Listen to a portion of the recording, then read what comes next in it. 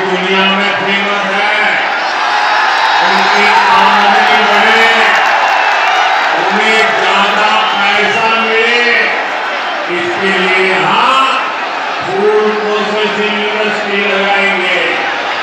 PMC कहती है उसमें हमें हमारा कट मिलना चाहिए।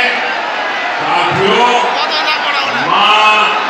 माटी मानुष की बात कहकर सत्ता में आई टीएमसी ने सबसे बड़ा विश्वासघात यहाँ की महिलाओं से किया। जब बीजेपी सरकार ने मुस्लिम बहनों को अत्याचार से बचाने के लिए 3 तलाक ठप्प किया तो टीएमसी ने इसका विरोध किया। संदेश थाने में महिलाओं पर इतने अमानवीय अत्याचार हुए और टीएमसी सरकार आखिर तक मुख्य आरोपी को बचाती रही। यहाँ मालदा में भी महिला के साथ शर्मसार करने वाली घटना घटी, लेकिन टीएमसी सरकार चुप रही, जबकि बीजेपी सरकार महिलाओं की मान मर्यादा इज्जत के लिए काम कर रही है। बीजेपी सरकार ने बंगाल में 80 लाख से ज्यादा शौचालय बनाकर दिए, जिसका सबसे ज्यादा लाभ महिलाओं को हुआ है। बंगाल की करीब 1.25 करोड़ माताओं बहनों को उज्ज्वला का गैस कनेक्शन मिला है।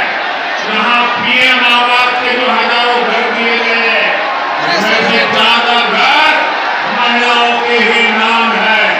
पहली बार उनके नाम कोई संपत्ति हुई है।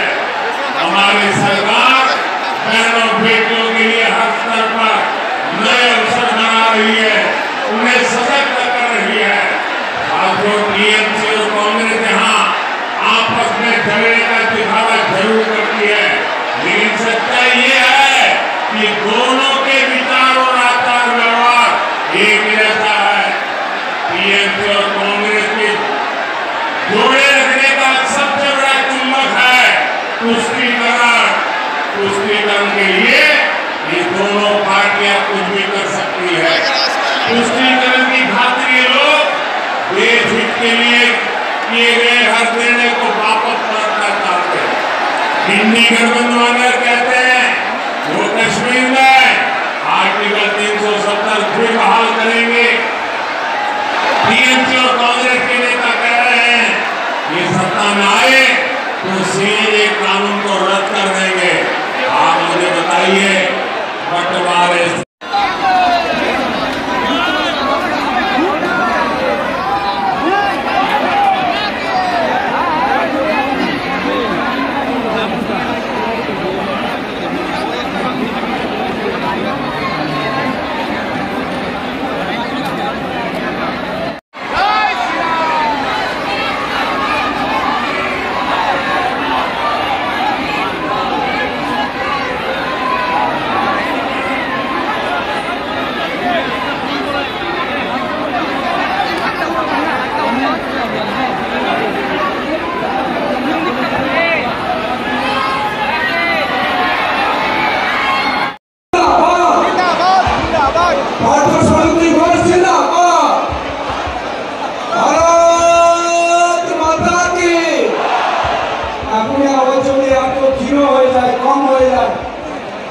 আমাদের তো লড়াইয়ের আরো 10 দিন বাকি আছে, যেটা আমরা সারা দেশের সাথে আমরা মালদা উত্তর এবং মালদা দক্ষিণ লোকসভা কেন্দ্রে সমস্ত আমাদের দেবতুল্য সমস্ত কার্যকর্তা পদাধিকারী এবং আমাদের সমস্ত দেবতুল্য ভোটার যাদের আরো জোর দিয়ে মনোবলটাকে আরো শক্ত করে আমাদের এই লড়াই সবাইকে আমাদের অবতীর্ণ হতে হবে।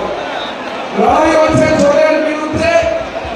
আমাদের দেশের প্রধানমন্ত্রী নরেন্দ্র মোদীজি তার যে সংকল্প, মানুষ হচ্ছে আমাদের দেশের প্রধানমন্ত্রী নরেন্দ্র মোদীজির পরিবার। তাই এই পরিবারের লড়াই হচ্ছে তৃণমূল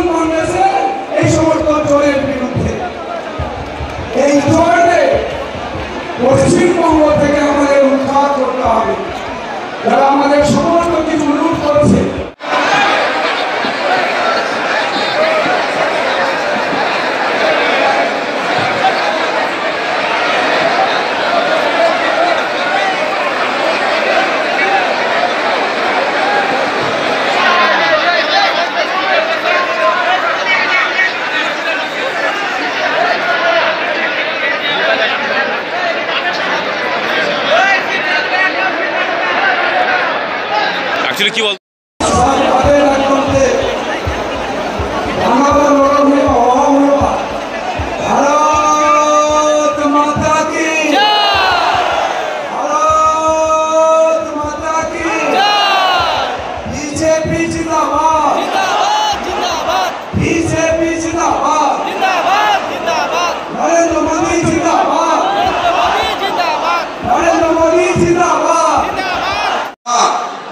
সুতপা মুখার্জি, সন্ধ্যা চৌধুরী, সুজিত কুমার বৈদ্য, মলয় কুমার, বিশ্বনাথ মালো, সুভাষ সরকার।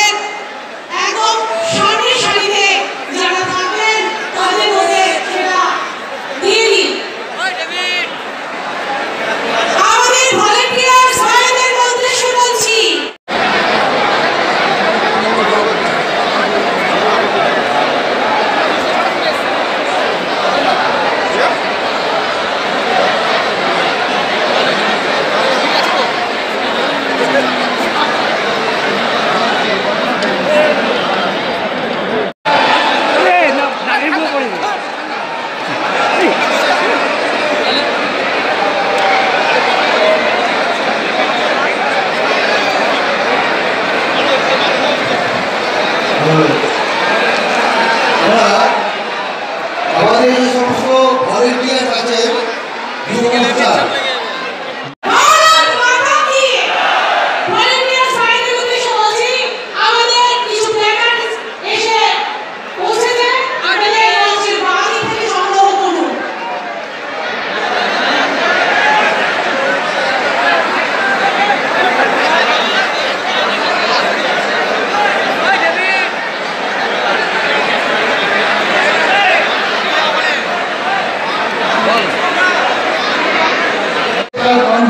প্রবেশ করবে, আমরা সমস্ত যারা এখানে ভারতীয় জনতা পার্টি কর্মী এবং সমর্থক উপস্থিত হয়েছি তাদের কাছে অনুরোধ হবে মোদি মোদির আওয়াজটা হবে বলে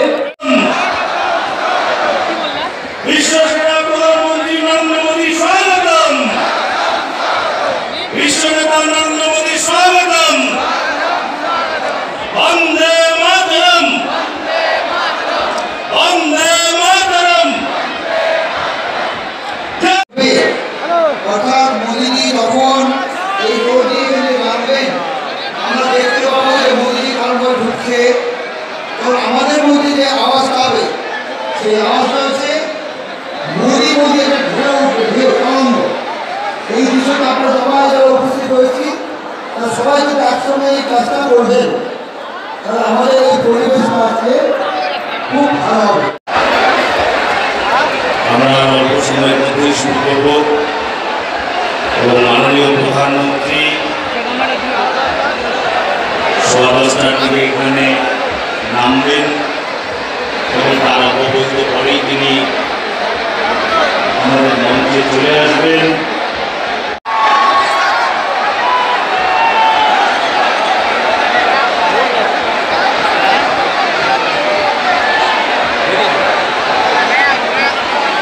নমস্কার।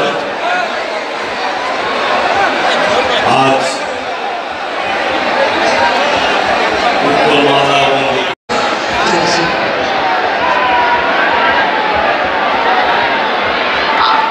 আপনারা সবাই চুপচাপ বসুন।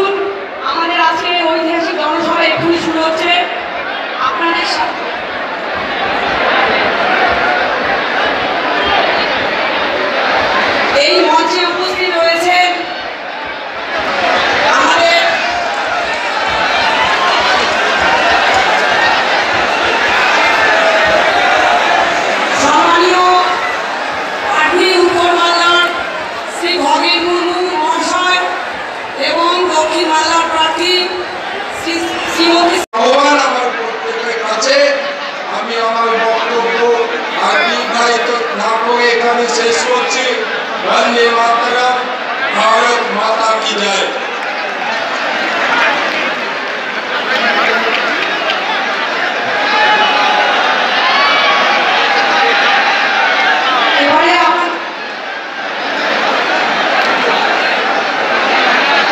এবারে আপনাদের সামনে বক্তব্য রাখবেন আমাদের উত্তর বাংলা সাংগঠনিক জেলার সভাপতি এবং বিশিষ্ট আইনজীবী সম্মানীয় উজ্জ্বল দত্ত মহাশয়।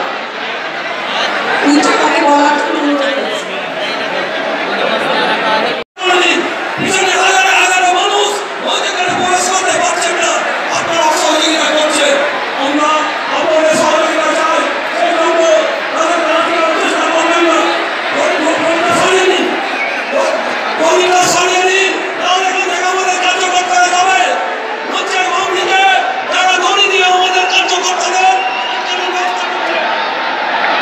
পুলিশ পার্সন আছেন মঞ্চের বাদিকে যারা দড়ি দিয়ে ভারতীয় জনতা পার্টিদের মেডিকেল গ্রাউন্ডের সামনে যারা পুলিশ পার্সন আছেন তারা আমাদের কর্মীদেরকে দড়ি দিয়ে আটকে দিচ্ছে।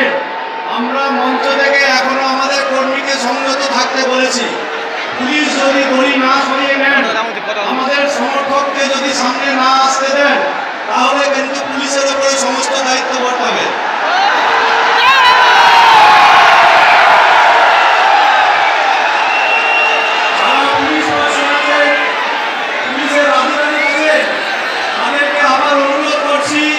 মঞ্চের বাঁ পাশে যেখানে দড়ি দিয়ে ব্যারিকেড করে ভারতীয় জনতা পার্টির কর্মী সমর্থকদেরকে আপনারা আটকে দিচ্ছেন, অবিলম্বে সেই দড়ি। আমি আমার বক্তব্য দীর্ঘায়িত করব না। আমি এটুকু বলবো যে গোটা ভারতবর্ষ মোদী নয়, আর আগামী লোকসভা নির্বাচনে 400 উপর ভারতীয় জনতা পার্টির সিট হবে না, বিরোধীদের কথার মতো 390 আটকে যাবে।